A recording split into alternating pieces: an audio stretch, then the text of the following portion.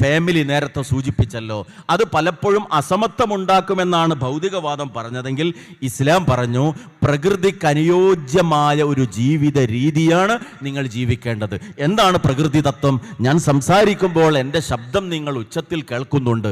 എന്താണ് കാരണം? എൻ്റെ ശബ്ദത്തിന് ഉയർച്ചയുള്ളത് കൊണ്ടല്ല, ഇവിടെ ഒരു സംവിധാനമുണ്ട്. ഈ സംവിധാനത്തിൻ്റെ പിന്നിലുള്ളത് എന്താണ്? ഒരു ഇണതത്വമാണ്. പോസിറ്റീവ് നെഗറ്റീവ്, അതാണല്ലോ വൈദ്യുത ചാർജ്.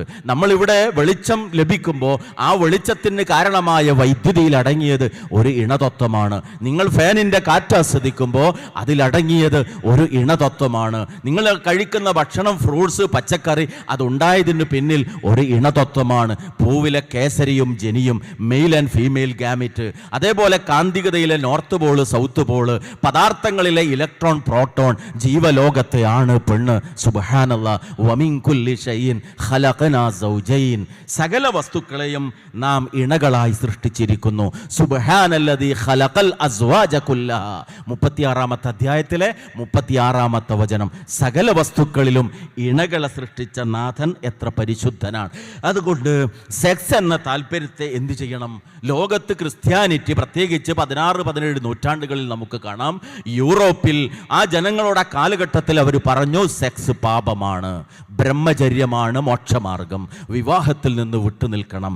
അതിനോടുള്ള ഒരു പ്രതികരണം എന്നുള്ള നിലക്കാണ് ഓപ്പൺ സെക്സ് എന്ന കാഴ്ചപ്പാട് യൂറോപ്പിൽ ആരംഭിച്ചിട്ടുള്ളത്. അത് പിന്നീട് ലിവിങ് ടുഗദറിലേക്കും മറ്റൊരുപാട് ആശയങ്ങളിലേക്കും ദുർമാർഗങ്ങളിലേക്ക് വഴിവിട്ടു പോകുന്ന അവസ്ഥയുണ്ടായി. ഇസ്ലാം അവിടെ പഠിപ്പിച്ചു സെക്സിനെ സപ്രസ് ചെയ്യൽ, അടിച്ചൊതുക്കൽ അത് ഒരിക്കലും പാടുള്ളതല്ല.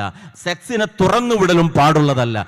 അതിനിടയിൽ മീസാഖുൻ ഗലീൽ, സുദൃഢമായൊരു കരാർ, വിവാഹമെന്ന കരാർ. പെൺകുട്ടിയെ വളർത്തിക്കൊണ്ടുവന്ന പിതാവ് അനുയോജ്യനായൊരു ചെറുപ്പക്കാരനെ അയാളുടെ കൈപിടിച്ച് നാഥൻ്റെ നാമം ഉച്ചരിച്ചുകൊണ്ട് ഏൽപ്പിച്ചു കൊടുക്കുന്ന ഒരു കരാർ, സുദൃഢമായൊരു കരാർ. അവിടെ സ്ത്രീ സംരക്ഷിക്കപ്പെടേണ്ടവളാണ് എന്ന മഹത്തായ ഒരു ആശയം ഉയർന്നു നിൽക്കുന്നു. അതോടൊപ്പം വമിൻ ആയാതിഹി അൻ ഖലഖലകും മിൻ അൻഫുസികും അസ്വാജൻ ലിതസ്കുനു ഇലൈഹ, നിർവൃതിക്ക് വേണ്ടിയുള്ളതാണ് ആ ദാമ്പത്യം. അതോടൊപ്പം നിങ്ങളുടെ കണ്ണിനും നിങ്ങളുടെ ഗുഹ്യാവയവത്തിനും അത് സുരക്ഷയാണ്, വിശുദ്ധിയാണ് എന്ന് പ്രവാചകൻ പഠിപ്പിച്ചു. ധാർമ്മികത കുടുംബത്തിലാണ് നിലനിൽക്കുന്നത്. ധാർമ്മികത വിവാഹത്തിൽ മാത്രം ഒതുങ്ങി നിൽക്കുന്ന ലൈംഗികതയിലാണ് നിലനിൽക്കുന്നത്. അതിനപ്പുറത്ത് പടിഞ്ഞാറൻ ലോകം കൊണ്ടുവന്ന ലിബറലിസ കാഴ്ചപ്പാടുകളും ഓപ്പൺ സെക്സ് എന്ന സങ്കല്പവും മനുഷ്യലോകത്ത് ഏറ്റവും വലിയ പ്രതിസന്ധിയാണ് സൃഷ്ടിച്ചത്. ഏതാനും ആഴ്ചകൾക്ക് മുമ്പ് ജപ്പാനുമായി ബന്ധപ്പെട്ട് ഓൺലൈൻ മാധ്യമങ്ങളിൽ വന്നൊരു വാർത്ത നിങ്ങൾ വായിച്ചിട്ടുണ്ടാകും.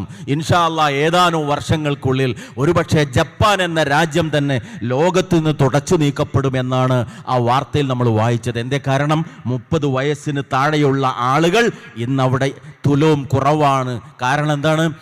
ലിവിങ് ടുഗദർ, വിവാഹമില്ലാതെ ഒന്നിച്ചു കഴിയുക, കുട്ടി വേണ്ടെന്ന് തീരുമാനിക്കുന്നു. അതൊരു സാമൂഹിക സ്ട്രാറ്റജിയായി മാറിയപ്പോൾ കുട്ടികളില്ലാത്തൊരു സമൂഹമായി അവർ മാറി. അതുകൊണ്ട് വരുന്ന ഭാവിയിൽ ആ രാജ്യം തന്നെ ഇല്ലാതായേക്കാം എന്നതാണ് ഏറ്റവും അടുത്ത റിപ്പോർട്ടുകളിൽ നമുക്ക് വായിക്കാൻ സാധിച്ചത്.